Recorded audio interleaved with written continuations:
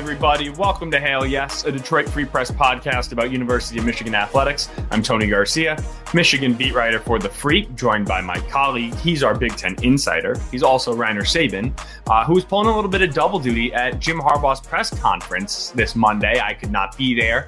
I was in Minneapolis for Big Ten Media Days, and that, Reiner, is why we have a packed show today. As the kids say, it is double dip season. It's exciting times, football and basketball merging. Is that the word? Yeah, football and basketball merging so that you are pulled in two different directions and are overwhelmed. Exciting times. You could have given me 75 adjectives to describe what these next 2 months are, and I'm not sure if exciting would have cracked that list, would have been even near it. But in a way it is. It obviously is because football, there's a ton going on, and basketball. I know it feels like it just sort of parachuted in here, but there was a buzz in the building. I mean, I was talking to Zach Edey yesterday, holding the baseball, and when I tell you he made this thing look like a ping pong ball, and then you got even from Purdue. I mean, very loaded. MSU loaded. So it's easy in our circle, right, in Michigan to forget, especially this year. It is so football.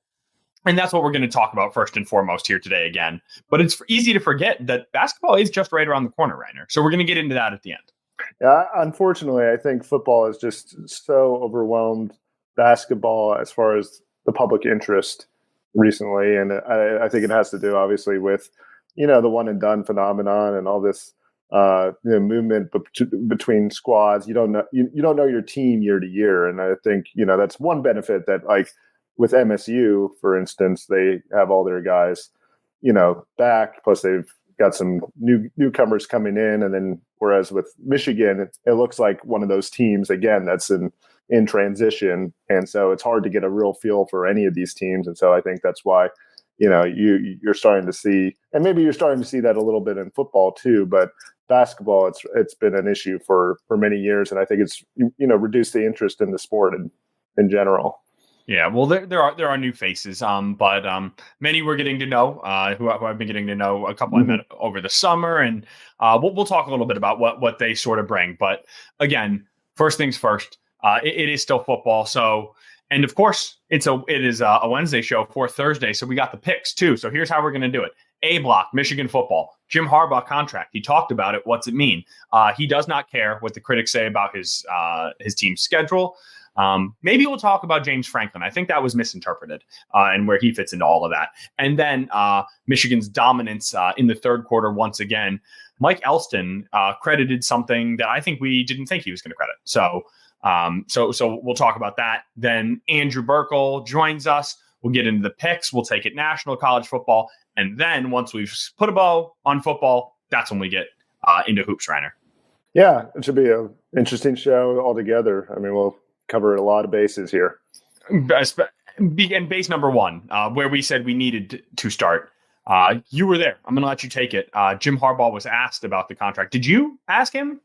No, I did not. No, you don't have to say who asked him. No, there were a couple of people who asked him, and obviously he mentioned that his focus is on the season, and that's something that is going to be handled down the road, potentially. It'd be interesting if it happened, during the season, but I think his, preference would be to have it handled afterwards. But at the same time, he expressed interest in having, a contract extension, new contract, new terms. And as you said, it's a sign of feeling wanted. And the fact that he, thinks that anytime a contract is given, it's reflective of the employer's appreciation of what he's doing. And he's referenced this before. And this contract extension has been an issue or a topic of discussion since January, when he flirted with the NFL again. But that was also around the time that the draft notice of allegations regarding the NCAA investigation was happening. And so I think that kind of tabled things for a while. And so we're kind of at a point where, is it going to happen or isn't it going to happen? And it seems like it's trending more towards it will happen. Of course, I don't know if that necessarily precludes him from seeking more NFL opportunities. That's going to be interesting to see if there is a new contract, what the buyout is, and that will largely dictate what Jim Harbaugh's future at Michigan is. I mean, that's the big rub in the contract is the buyout. That's certainly at least what it seems to be, and it's hard to figure how it could be anything else, right? When you have this level of winning and this level of success, and now there are some. I don't know how far we want to get into it. I mean, some people are saying have gone as far as to say that Jim Harbaugh and the AD, Ward Manuel, and the president, Santa Ono, are all on the same page, and this is just a formality, and it's going to come. Although, like you said, this has been in talk for a year. I would argue it's been in talk longer than that, right? Since he took the pay cut after the 2020 season. They had the extension again, where they basically gave him back the salary he was earning before then, and then some. So they had that contract extension that came after the Vikings interview, and so right. Yes, right after which was after the first title, right, and then Jim, but that just brought him back to the baseline level, sure, that he was operating at. Yet he had then beat Ohio State and won a Big Ten title, right? So so yes, they did bring him back to that baseline. But I would argue, even starting then, he's like, I just did what you've asked me to do, and all you're going to do is pay me for what has already happened. Like, and I mean, I get it. There are still bigger fish to fry, you could say. But that's my point, in that just saying, you could even argue this has really been simmering for even longer than the 9 months. Sure, the pay cut influenced probably his interview with the Vikings, and then ultimately, but then he didn't get the job at the Vikings, and Michigan still obviously gave him the contract extension. It adjusted his contract, and then also Harbaugh promised Ward Manuel after the interview with the Vikings that it was going to be a one-time deal. Obviously, it wasn't, and so I think there's some obviously tension between the two sides over that, and within the administration as far as that's concerned. And not everybody's going to be on the same page. I mean, I don't think it's as severe the whatever the animus or antagonism that exists between whatever Ward and Jim, and the speculation about what their relationship. I don't know if it's as bad as people per se, but there's obviously some probably disagreements that happen between the two men, and it largely has to do with some of the actions that both have taken. I mean, I don't know the pay cut, and you have these interviews that Jim has done, and so it creates a lot of instability within the program. So it's and the athletic department in general. Neither party is innocent in that relationship, in how the relationship has developed to this point, right? Each is sort of not perfectly acted in good faith as you would want the other side of as you would hope the other side of the dynamic would. And I mean, that's been evidenced as recently as this offseason, when President Santa Ono was tweeting about this new contract. It's in the works. We've got it under control. Jim's our guy, right? I mean, that raised a red flag to all of us immediately, right? It's like, why is the president stepping in to sort of like dispel any notions or rumors? And so, and I'm not speaking too directly on the level of amicability that is the relationship between Jim Harbaugh and Ward Manuel. What I'm saying is there are public optics that show it's clear it's not kumbaya, as I already said. And I mean, the fact that this new contract is still not done is just more of that. Now, Reiner, I guess I want to ask you, how do you feel? Do you think Michigan should just write kind of blank check? No, I mean, I don't think that any school should ever do that. I mean, it's a case where there's a lot of moving parts here. I mean, how much does the administration want to concede that the football program is more powerful than all the other arms at the university? And so you've got to be conscious of that and where the football program fits in the landscape of the university. And so, yeah, I think that they have a lot of things to consider and how they want to give this contract. And also, you have the NCAA investigation hanging over the situation. And, how does the optics of giving him a contract extension play out as it relates to Harbaugh, and if he has to go in front of the committee on infractions? I mean, they're going to take into account they're human beings, and so they're making a decision, and they're going to see if the university is going to reward Jim Harbaugh, in this situation. I don't know, that's the best optics for, given the situation and the tenuous nature of the NCAA investigation and what it can mean for Michigan going forward. So, yeah, I think they've got to be conscious of all these different factors before they, throw the bag at Harbaugh. Is this a bye week thing, or am I right in saying, like, if this is not able to be a bye week thing, and I mean, clear, like, there are so many levels, I don't know if this is something that you could hash out then. It feels like Michigan's window to get this done is not that wide, right? And now someone might say, what do you mean? He's only in his second year of a 5-year deal. I would not be anywhere near as confident this offseason. He's clearly shown, as you just talked about, that even though he said the Minnesota Vikings thing was a one-time deal, it obviously wasn't. He talked to Denver, he talked to Carolina. And now look at the quarterbacks who are entering this class, right? Look at some of the potential. I mean, when you just start mapping out potential landing spots for quarterbacks, for coaching candidates, some that he may have ties to, right? I mean, just you just start connecting dots, and it's like if something's not like when is the timeline for this contract to I don't think because he just said he's like, I'm in the season. I mean, now it's not that we can just take him completely at his word. We know it's all about reading between the lines, but this is a very big thing to get done mid-year. Yeah, and I don't know if the extension means anything. Again, it goes back to the buyout, and if his real goal in life is to win a Super Bowl, and he has the NFL opportunity presented to him. I mean, buyout right now goes down to $1.5 million. Right, in the last, and it was structured, it was structured that way because he wanted the potential to seek other opportunities. That's why you have a lower buyout. So, I mean, again, even if there is an extension, it doesn't mean anything in the grand scheme of things, because unless the buyout is so prohibitive that he can't go anywhere. Right. No, but what I'm talking about is getting it done now to deter him to not leave. Reiner, I'm not convinced that that if a contract's not done, that he sticks around again.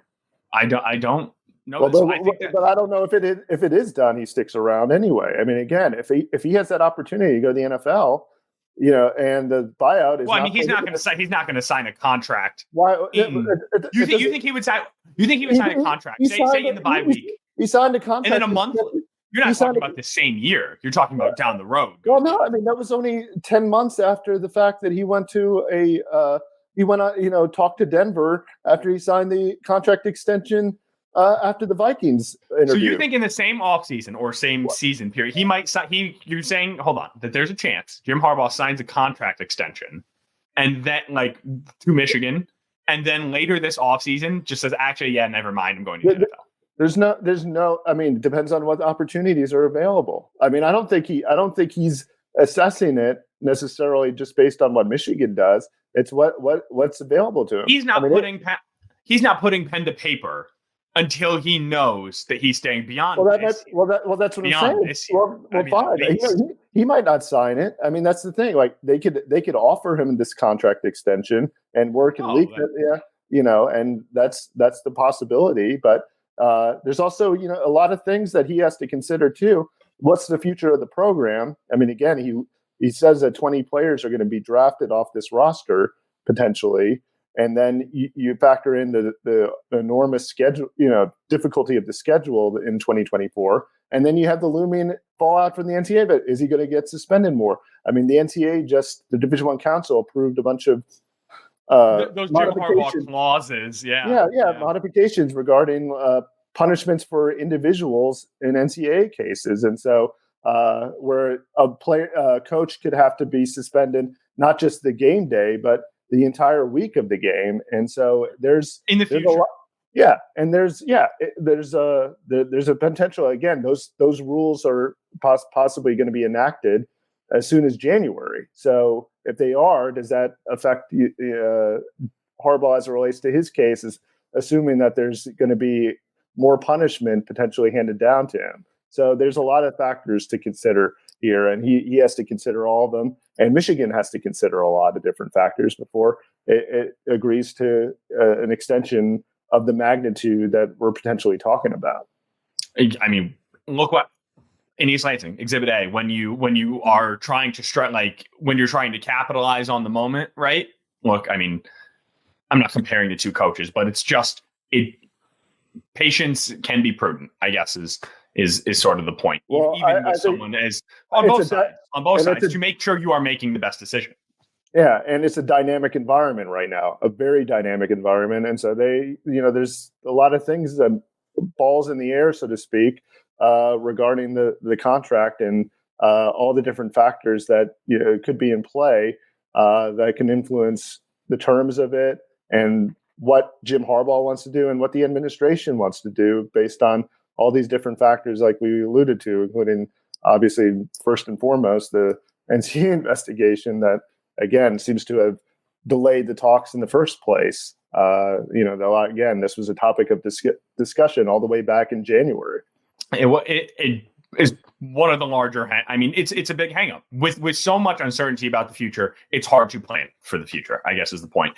Exactly. And then also, Jim Harbaugh doesn't really want to talk about it right now.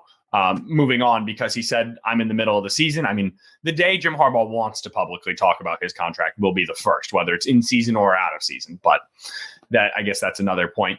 What he is willing to talk about is his schedule and how he does not care what people think of it. Michigan just continues to sort of smash away at opponents, and Indiana's up next on that list. Yeah, there's a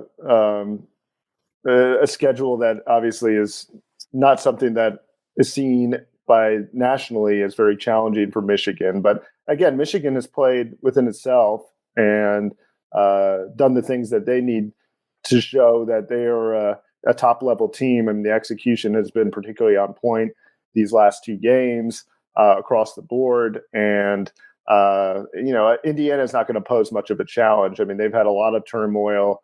OC Walt Bell was fired. Rod Carey was installed over the bye week as his replacement. They replaced the quarterback in week 2, and now it's Taven Jackson. And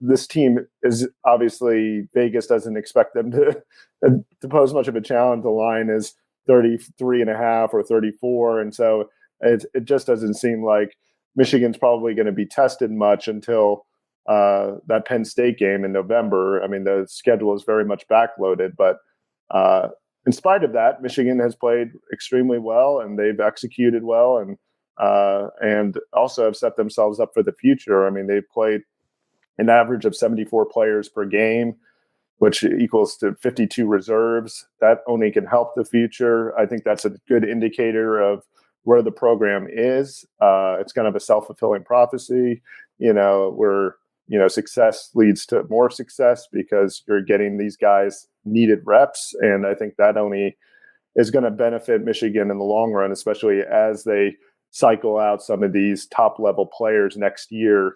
When they could be drafted and off to the NFL, they're going to have some of these guys step up, and some of them already have. I mean, look at Keon Sabb. I mean, he had a pick 6, and you're starting to see some of these younger guys make an impact. Yeah, and some of the younger guys are the stars, right? I mean, make no mistake about it. Will Johnson, Mason Graham, Kenneth Grant. Right. I mean, some were already in the playing rotation. I don't know how loud that was. My dog getting off the couch, and was it quite loud? Very good. Okay, he just needed to make his presence known. And yeah, I mean, well, your point is well taken in that you can say what you want about the schedule and the opponents. It's not Michigan's fault that the Big Ten opponents are nowhere near the same stratosphere.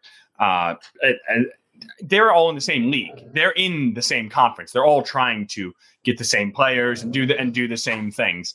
Where it's when you're playing UNLV in East Carolina, that's where you can say, all right, we want to see some Power Five competition of some sort. But what Jim Harbaugh is alluding to is that Michigan's not just winning; they are getting better. They are looking more dominant. They are seeing all the signs of a well-rounded football team. Even last week, one penalty. Technically, it was two, but it was not a team penalty when they kicked the ball out of bounds. I don't know why that did not count on the team penalties. And then there was a hold late in the fourth quarter. But I mean, no penalties. They have not allowed an opponent to get in to see a first and goal situation. 313 plays. No one has been inside their 10-yard line. I need to look back. I'm not sure an opponent's been in the red zone, Reiner. I think maybe a couple snaps inside the 20. But not many. No, and no, that was Nebraska was definitely inside the red zone. They were there for sure. I mean, it was like, but I mean, your point stands. I mean, this team has been dominant and again has reached a high level already and looks like they're championship material at this time. And so, Michigan has outscored opponents 76-0 in the third quarter. I think that's indicative of the fact that they are coaching well, and making the kind of necessary adjustments at halftime. And also it's indicative of a team that has a strategy that is malleable, after where they can adjust based on the halftime, or based on what the other team is doing in the first half. And so I think Michigan is in a position where they can, again, be flexible and do things that other teams can't do because of how well run the system is and how well they know it. And it's been beneficial for the Wolverines, beyond just the opponents they're playing, but what they can take into practice and adjust to. That's how the skill level ascends so quickly, right? When you are, I mean, it sounds cliche, and when we hear them say it every week, iron sharpens iron, and like we're all going against each other. I mean, Michigan is playing itself in practice every single week. Keon Sabb and DJ Waller and these younger guys in the secondary are trying to accomplish things and make their way onto the team, make their way onto the field and make a name for themselves, which they are. And so it's just, as Michigan, that's how you're able to even see, like in the second half, when they're making these adjustments, even as you're bringing in new faces or what have you. I mean, the talent is better. They've been, it's been better all week. It's been more prepared all week, and they've been seeing better. And so I just think it all works hand in hand. And one thing Elston was crediting was, he also said their conditioning. I know everyone continues to talk about Ben Herbert. I guess I can't say I disagree with him because he's the coach, so he would know way better than me. But it seems that it's, I don't know if you're that gassed fresh in the third quarter, right? I would think that's a fourth quarter stat, I guess, is my point, right? Like that's where you would think it's just conditioning. We just can ride through. In third quarter seems like, oh, this is when we talked, this is when we made our schematic adjustments, and this is how we handle it. And sure, more talent just sort of eventually imposing your will. Right. And I think, again, when you have I agree with the conditioning, but I do think it's also very much scheme-based. Particularly the defensive scheme. And I think they understand it so well at this point in year 3 of the system that they can make the adjustments necessary, and it's not too hard for them to execute because they just know it's just one more lever in the system that they can just pull and help them get through, whatever challenging situation that they're faced with or that another team presents. So I think, again, they've been able to find, or reach this level of accelerated learning as far as the system is concerned and be able to apply it for these second half adjustments, which is why they're outscoring teams 76-0 in the third quarter. We detailed it Monday, right? Yeah. I think the best example was against the run game this last week. Yeah, 20 rushes for 70 yards. They keep running stretch plays, move Chris Jenkins outside wide to that 9 tech, keep everything inside, funnel it, and just stay gap oriented. Third quarter, 8 rushes for 7 yards. I mean, sometimes it's that simple. That was just last week. And last year against Indiana, I know this is last year. If you remember, it was 10-10 when Indiana just kept beating them to death with these bubble screens out wide. It was the only way they could move the ball. Mm-hmm. I mean, I think Indiana might have had 15 yards in the second half. Like it was just nothing. And this year, I expect, frankly, even less. Potentially early because of that OC switch. Maybe we could see some wrinkles and just not knowing what to expect.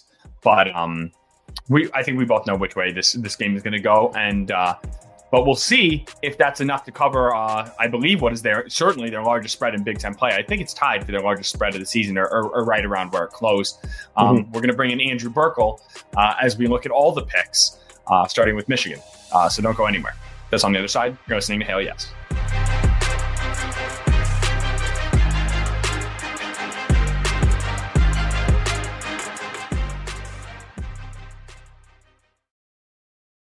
And welcome back. Another winning week for our Andrew Burkle. Andrew, this is why we kept you around. I knew we weren't gonna jump ship just because you started slow. You promised some winners, and you're delivering, my friend.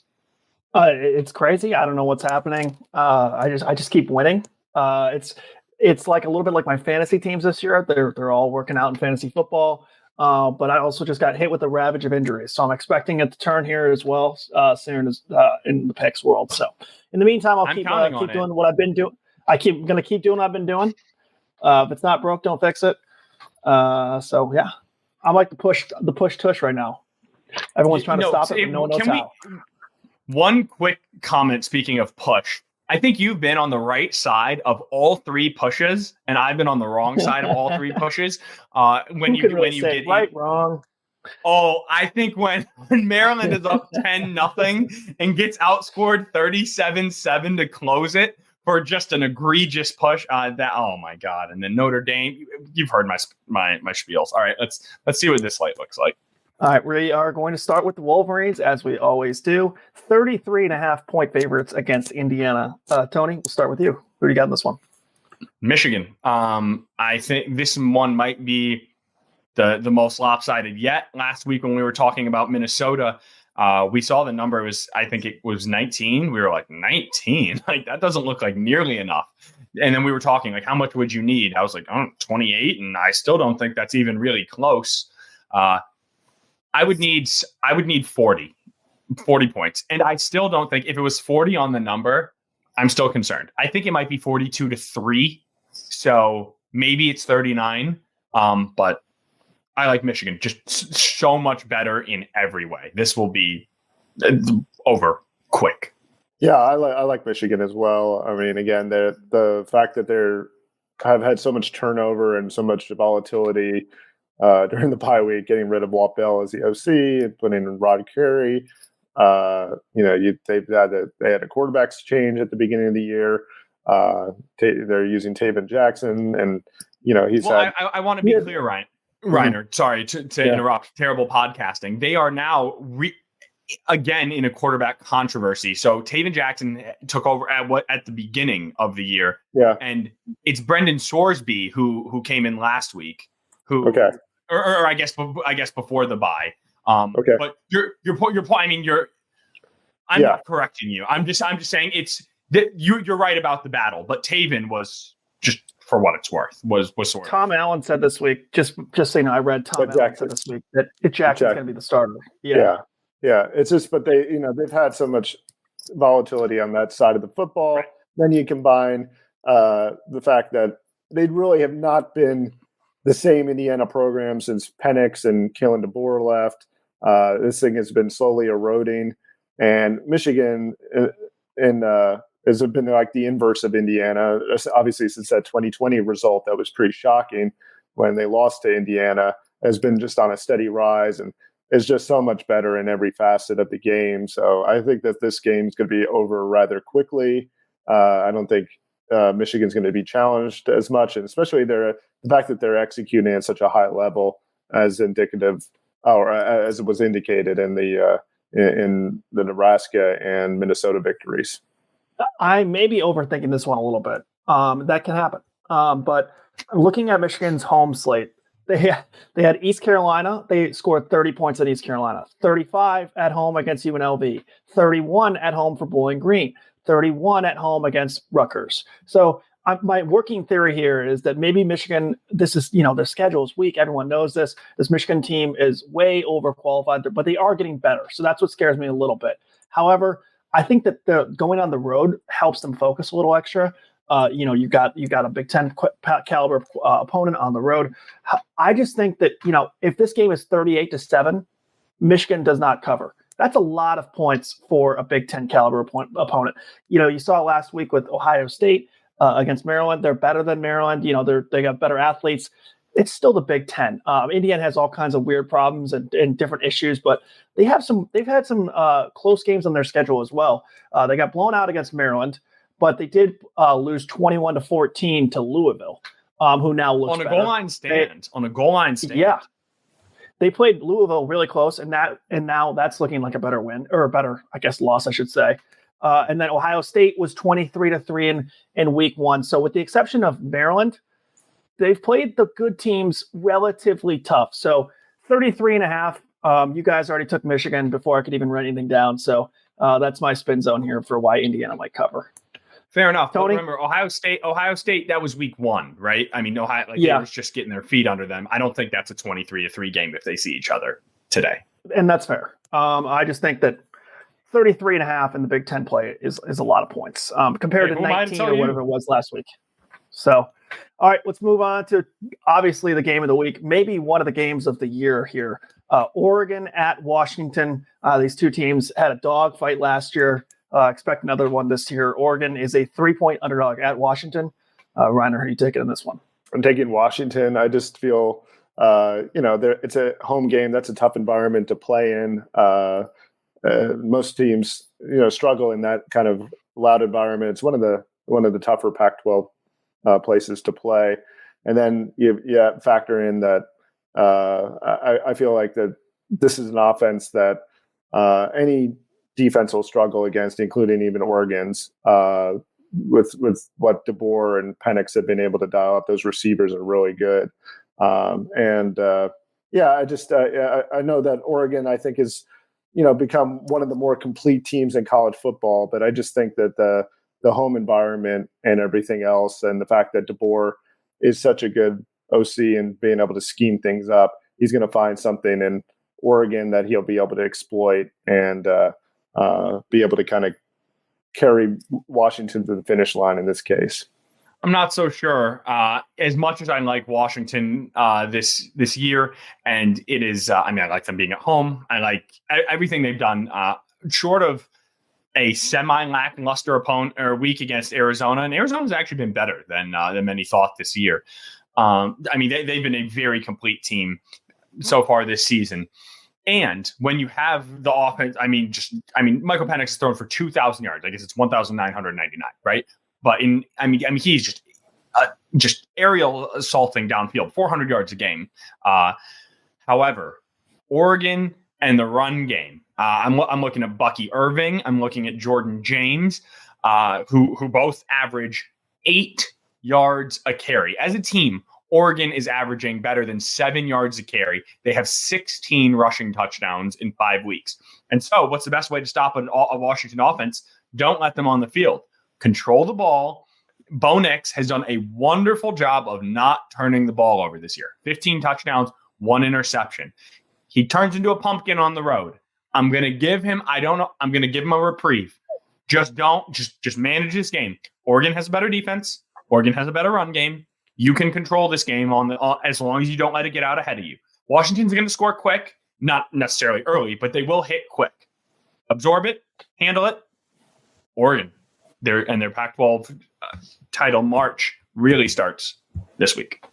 God, I want nothing more than Bo Nix to come back and backfire on Tony after his impassioned speech earlier this year about Bo Nix on the road and how bad he is on the road, and now you pick him. That'd be. Well, he's been better this year. He's been better this year.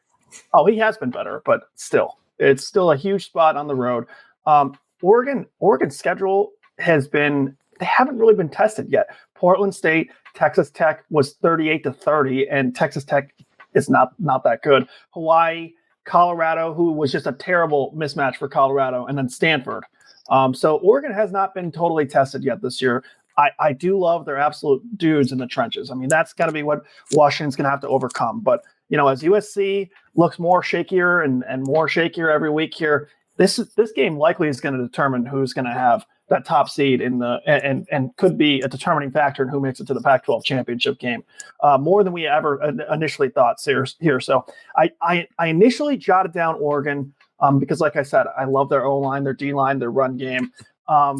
They're kind of just sort of the Michigan of the West now, which is crazy because when you used to think about Oregon, you think about, Dennis Dixon and speed and their running backs. They always had some track star at running back and some like weird like slot receiver. They always had speed. Well, now they're kind of known for the trenches, but I just don't know if they're going to be able to ultimately outscore Washington.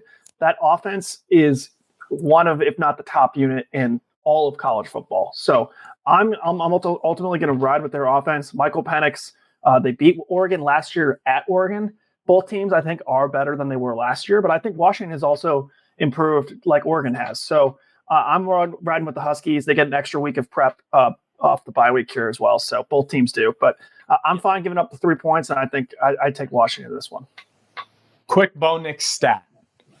77.6% completion percentage, 6 touchdowns, no interceptions in 2 road games this season, both Power 5 games, at Texas Tech, at Stanford.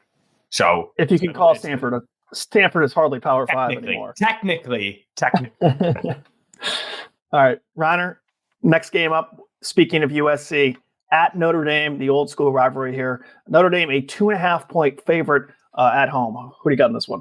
I'm taking USC. I know it's strange because I'm not a fan of their defense, and I feel like they've been revealed as somewhat fraudulent, as Tony predicted they would be from the get-go, I think. And so I've kind of come over to his side on that.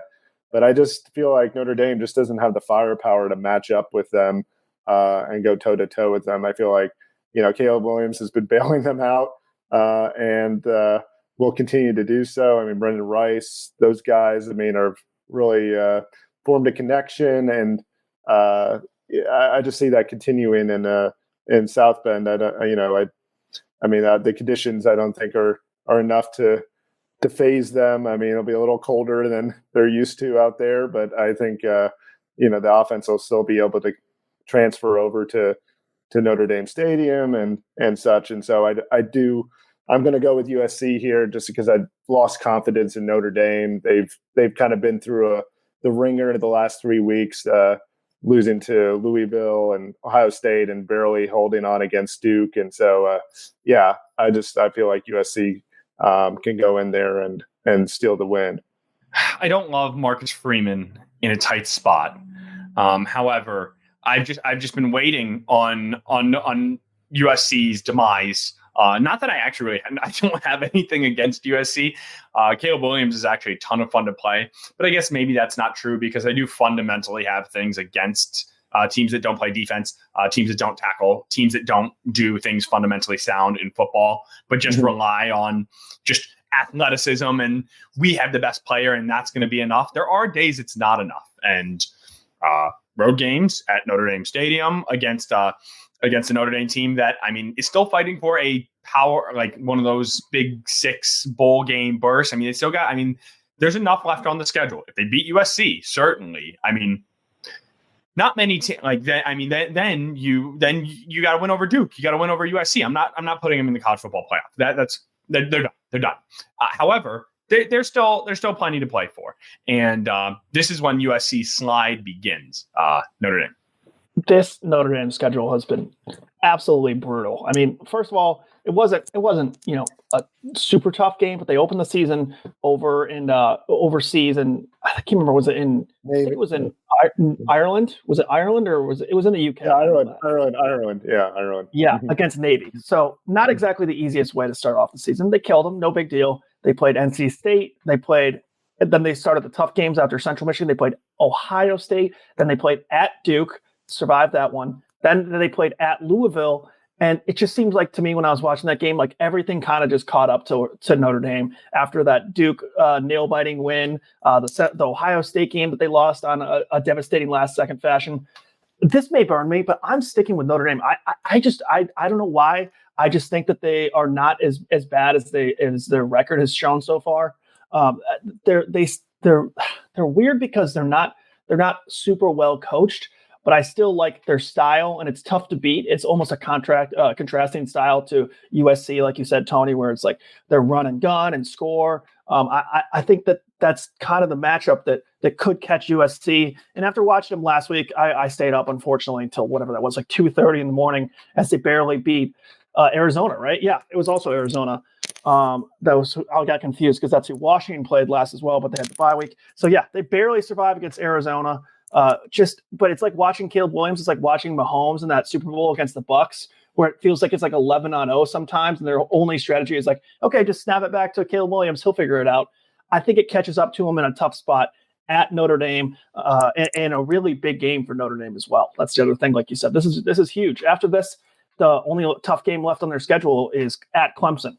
Pitt at home after a bye week, they could win that. They have Wake Forest at home, and then at Stanford to end the season. I mean, that should be a win. So the toughest part of their schedule is behind them after this game, and I think this could be a launching point to another 10-2, 9-3 Notre Dame season.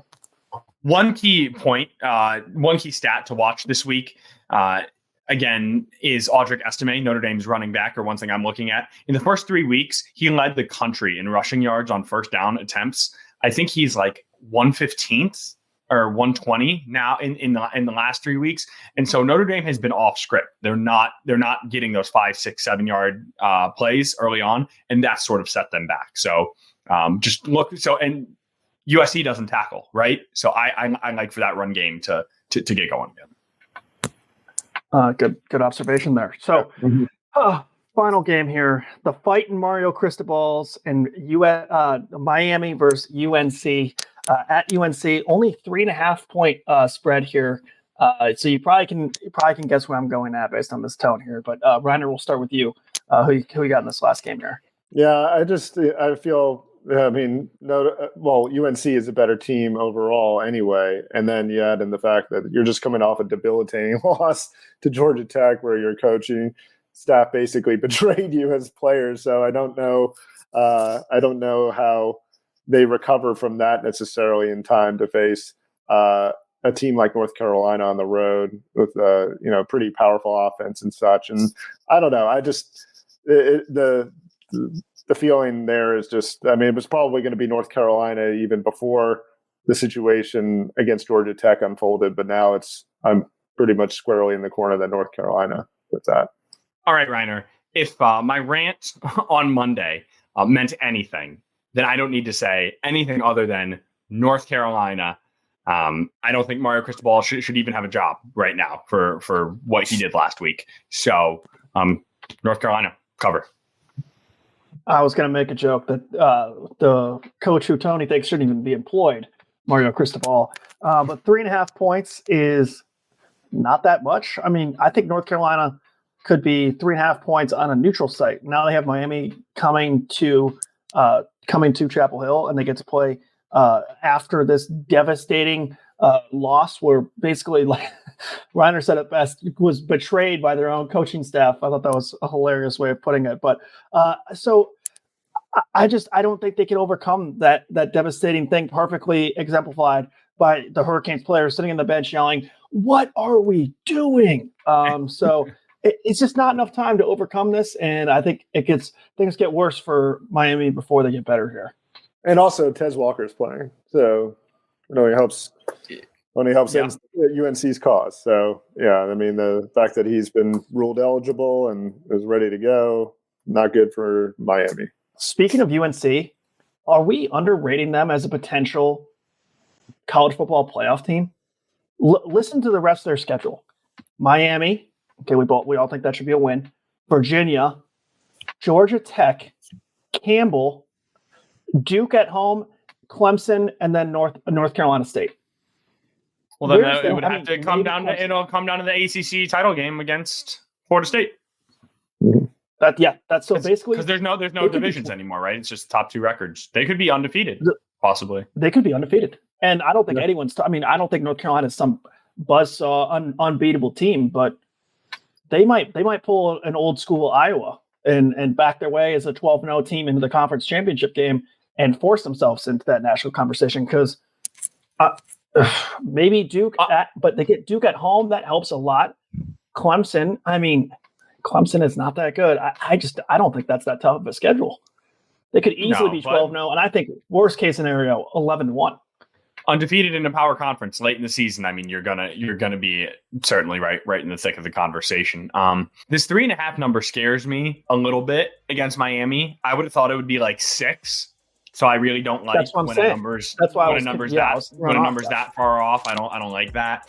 But I think they should probably still do it. And you're right. North Carolina is certainly gonna be one of the teams to keep an eye on. But we definitely got to cut it there because that wraps up our football talk. We're going to get a little bit into some Michigan basketball. The season is just around the corner. So let's preview it. This is Hail Yes.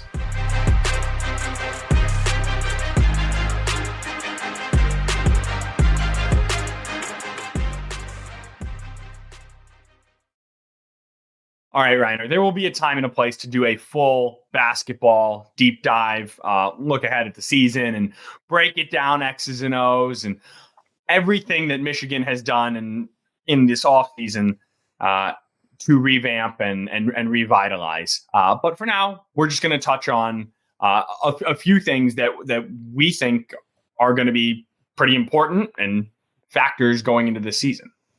Yep, you had a long stay in Minneapolis. So what were your takeaways after getting exposed to basketball following the Michigan victory over the Gophers?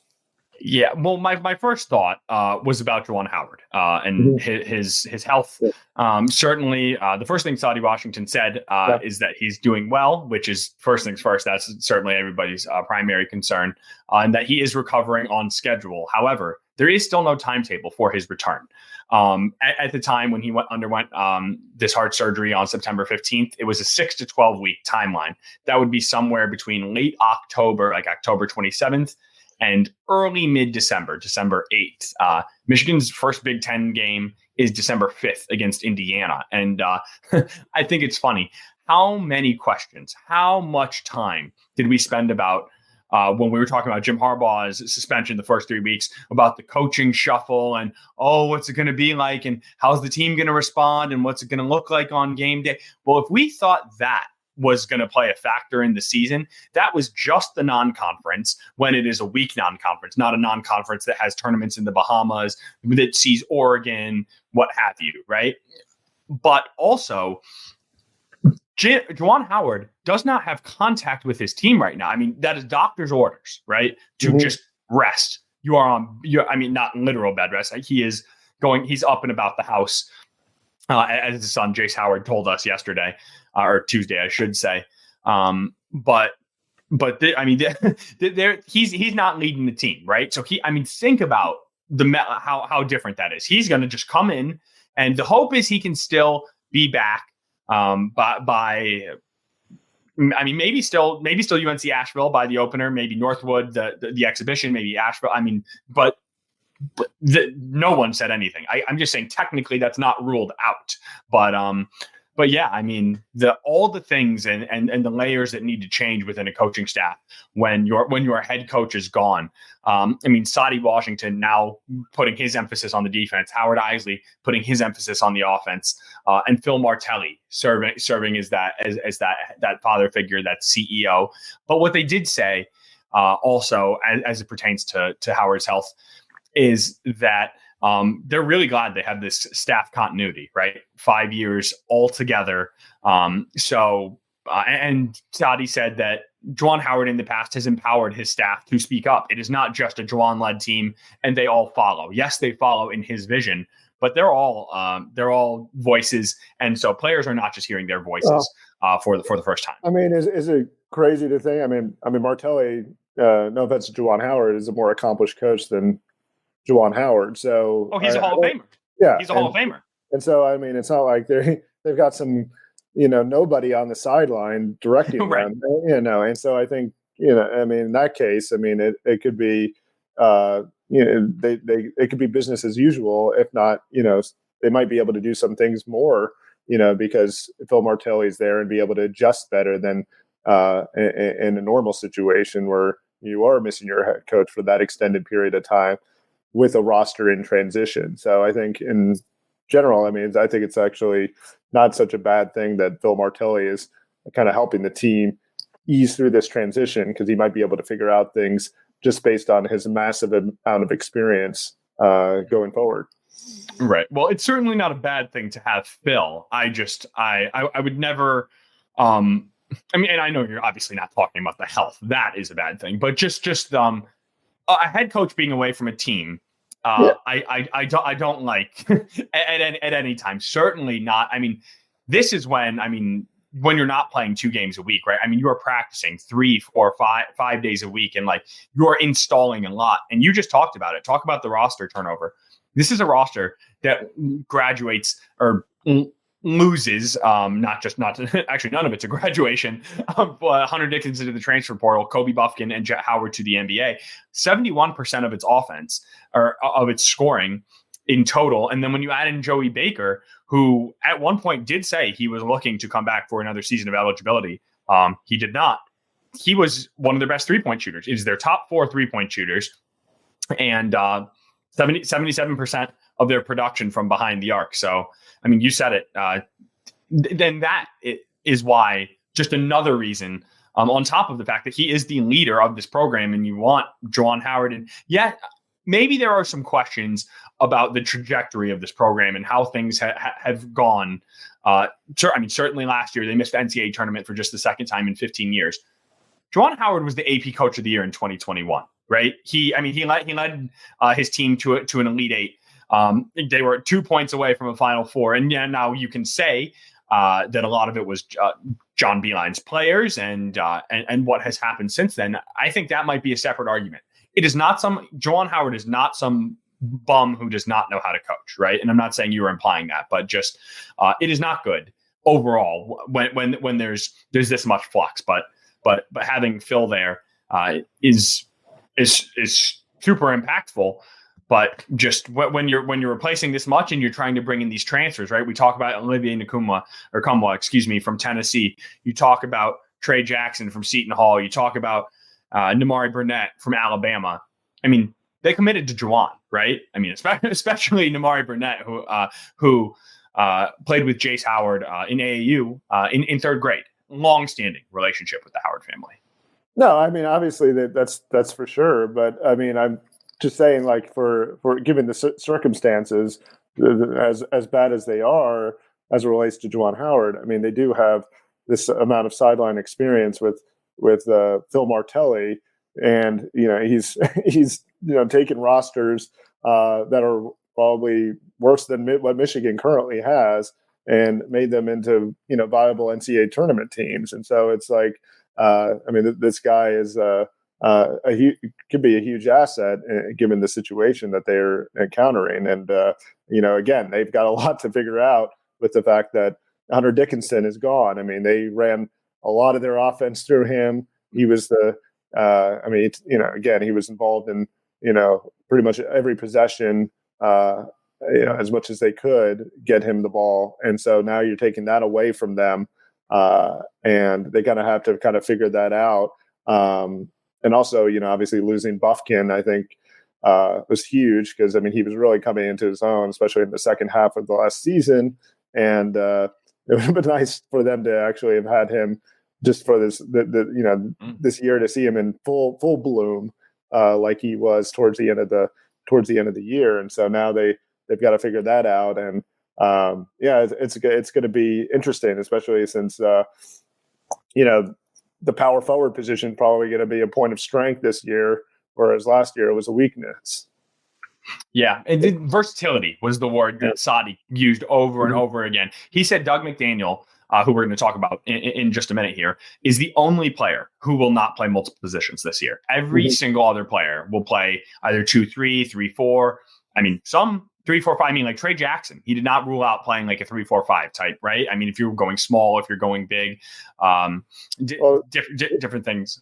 There's a lot of positionless basketball anyway, and that's where it's trending towards. So, I mean, maybe again, that's the one thing I've always wondered is like, when is really Michigan are going to become more of like the NBA teams that Juwan Howard really came from? I mean, and maybe, this is a year where they can kind of move towards that end where they're not, playing kind of a little bit more of the old school system where, again, you throw it into the post player and let him go to work and, dish it out and kind of what Juwan Howard played in college basketball when he was at Michigan back in the 90s. I mean, it's him and Chris, and Chris Webber, right? Yeah, Chris Webber. Yeah, it'll be interesting to see if they can do some of this, again, positionless basketball and maybe.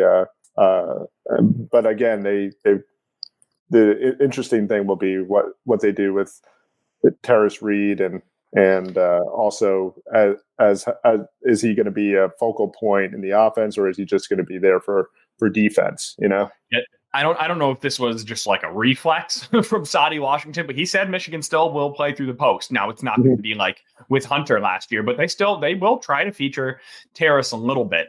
And the question is, can there be a little bit of addition by subtraction, right? And what I mean is there were so many mouths to feed and who did things in different ways. Michigan wanted to play through the post, but Jet Howard was a phenomenal one-on-one scorer in his own right.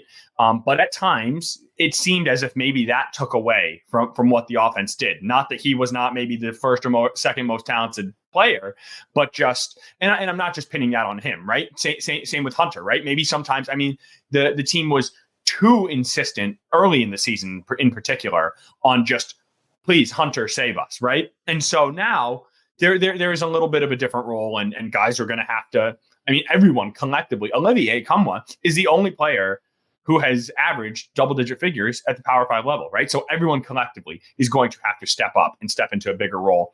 And two of the guys I'm looking to do that, Doug McDaniel, Terrace Reed Jr. I mean, you talk about Kobe Buffkin and his sophomore step, right? They always say, it's one of the worst adages in sports that the biggest change in college athletics comes between year one and year two, right? And I mean, Buffkin went from 10-minute rotational player to Michigan's best two-way player and lottery draft pick, right? So there can be serious leaps that are made during this season. And I think Doug McDaniel already started on very good footing last year. If I had to pick one most bright spot of last year, it would be Doug McDaniel. And it was awful circumstances that thrust him into that fire when Jalen Llewellyn tears his ACL game 9. And then now there's no other backup point guard. It is, hey, here, true freshman, start 25 straight games going into Big Ten play with 5 non-conference games left. Good luck. And he did really well. He averaged 10 a game and had a 2-to-1 assist to turnover ratio.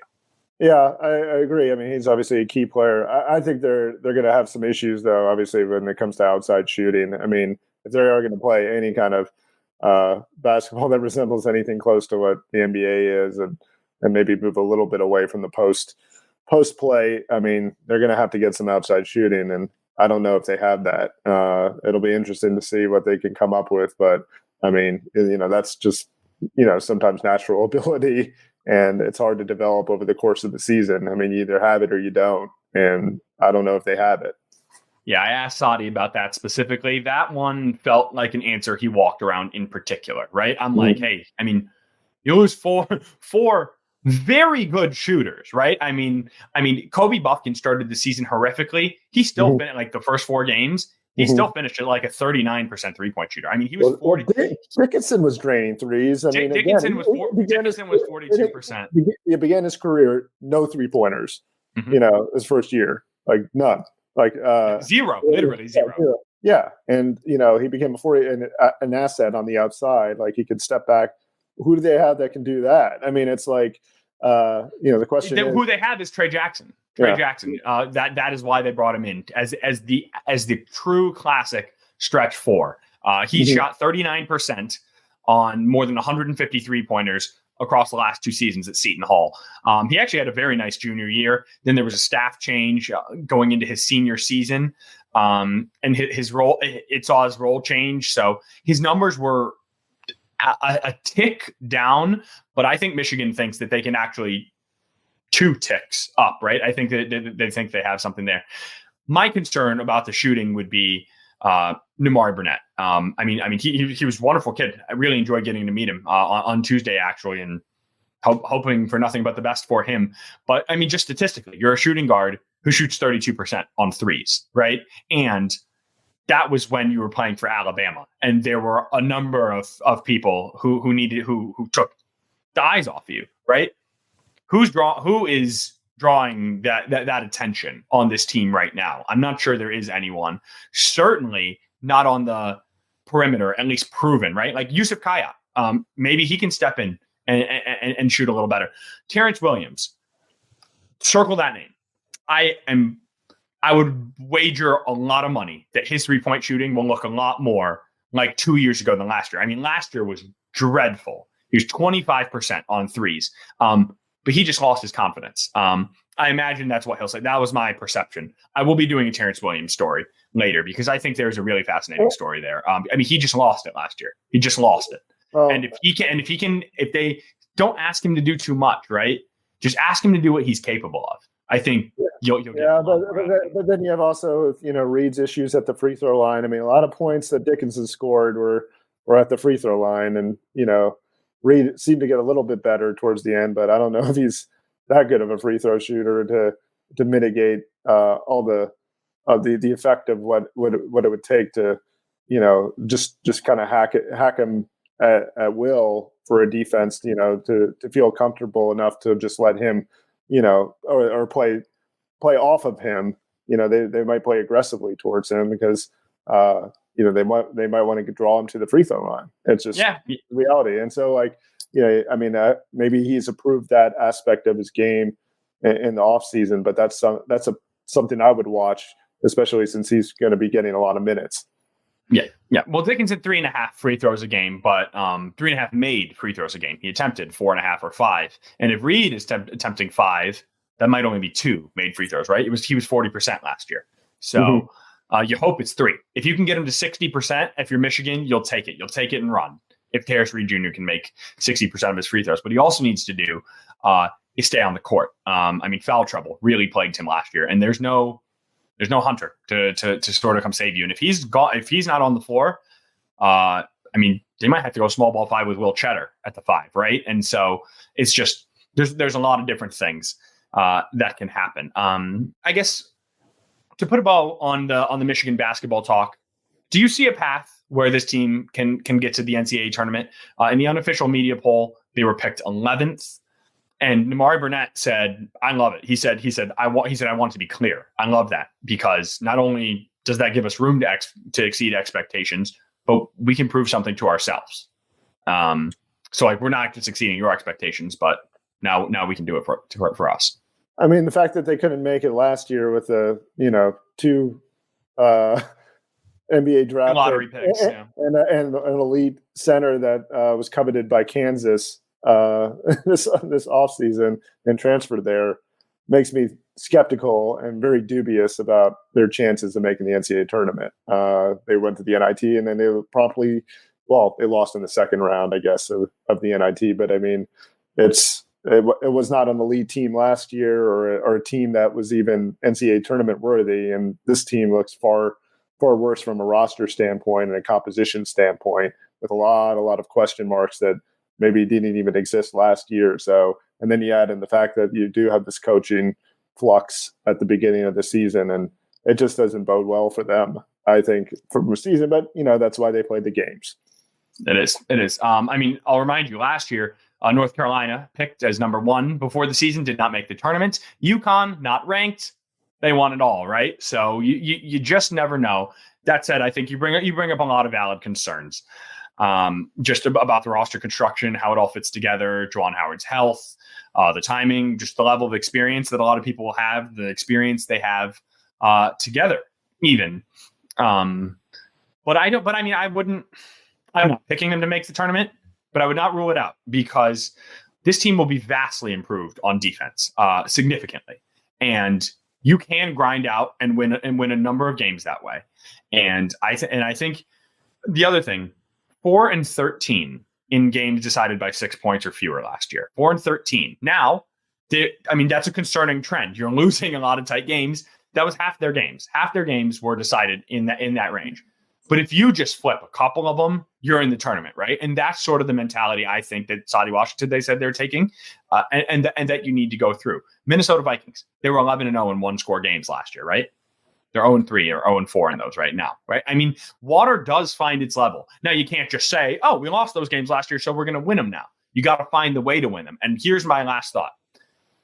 What I really took away from, and I'm very impressed by, Michigan has gone through, and Phil Martelli is going through. They are going through every single one of those 17 games where they lost by 6 points or fewer. They are going through the late game scenarios, going on the practice court, and they are mapping them out. And they are inbounding the ball late. They are funneling it to the trap or this or that. They're shooting the free throws, right? And so there's an emphasis on that. And they're not the only team emphasizing close wins and focusing on special things, but they were on the wrong end of those margins in a lot of ways. They were in line for a double bye on the final day of the season, and then they didn't get it. Well, the counter argument though is that you have to be in position to even have those close games, and is this team going to be in position to even have the close opportunities? And so I don't know. There seems to be a lot of questions as far as the offensive production and whether they get, and how they would match up with a lot of these teams in the Big Ten. I mean, where does a roster stack up against the rest of the Big Ten? They're probably in that 10 or 11 range, when it comes to that. And so, it's good coaching and good execution and maybe finding something that maybe nobody else sees going to be enough to lift Michigan in those games. I don't know. It's again, there's a huge question mark on this entire team right now that we won't know until probably 2 or 3 months into the season about where they really are. Yep. And we will wait, but we will start to get those answers slowly but surely. And that begins next Tuesday at Chrysler Center for Michigan's Media Day. Not Big Ten Media Day, Michigan's Media Day. So we're talking to all the assistants, all the players will be made available. And hey, even 45 minutes of practice. Would you look at that? We will get to watch them run a 3-man weave once again. It's so exciting. There's a ton that we learn. But basketball's here, football's here. We're wrapping it there. And then next week, Reiner, it is Michigan State week. So no rest for the weary. We're going to power on. And before we sign out, we got to give our thanks. So, as always, thanks to Editor-in-Chief Nicole Avery-Nichols, Executive Editor Anjanette Delgado, Sports Editor Kirkland Crawford, Audio Engineer Robin Chan, and who you heard from, Sports Editor and Show Producer Andrew Burkle. Thank you as well, Reiner. Thank you for listening. Please rate, review, subscribe, and tune in next week when we preview Michigan State. This is Hail Yes.